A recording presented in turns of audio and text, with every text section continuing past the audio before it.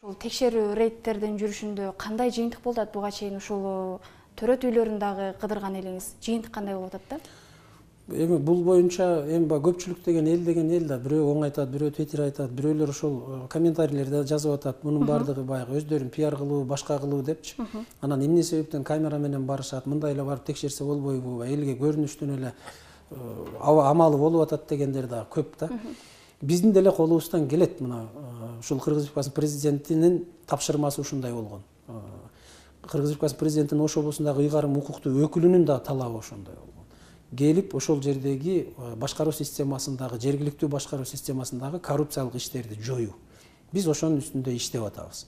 Биздин деле колубуздан келет жылуу кабинеттен чыкпай, жылуу креслодон көчүгүбүздү көтөрбөй эле отуруп, ошол бирөөлөр алып келип берген кичинекей тыйынын алып коюп, бир жерге чакырса, ошо барып коюн сойдуруп жеп, же бир жер текшере турган болсок, бир жума мурун айтып, анан ал жерге коюн сойдуруп, тайын сойдуруп жеп, анан берген коробкасын алып, анан куюп берген бензинин алып келе беришке биздин деле акылыбыз жетет. Биздин деле колубуздан келет ошондой кылабыз десек.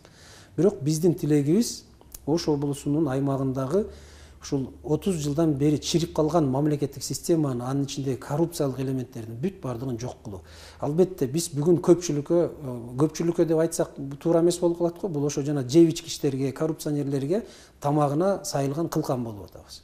Себеби ошо жеп 30 жылдан бери жеп ичип жыргап сатып жүргөндөр болсо, бүгүн келип эле анан биз келип жок жегенге болбойт, ичкенге болбойт деп бардыгын тазалап, баягы мурда сатып берген жерлерин документтештирип, кайра бүт бардыгын артка кайрып берип аткандын өзү жеп ичкичтерге жакпай жатат. Анан ошолордун сөздөрү бар, баягы каршы чыгышып, башка болуп, ар кандай сөздөрдү айтышып, ар нерселер жазып атат. Бүгүн социалдык тармак өзү ушундай экен, бүгүн замандын талабы ушундай экен.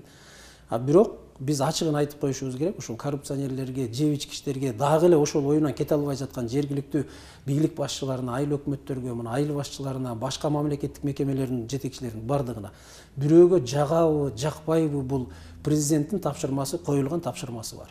Биз ошону аткаруунун үстүндө иштеген. Коррупционерлер менен, жеп ичкичтер менен күрөшкөн. Бул күрөш токтобойт. Бирөөлөр жазып ал социалдык тармактан кокуй баягы Жамалдиновду же Жаныкуловду жамандап койсо эле коркуп калат экен, токтоп калат экен деген тиги маселелер болбош керек. Биз аягына чейин барабыз.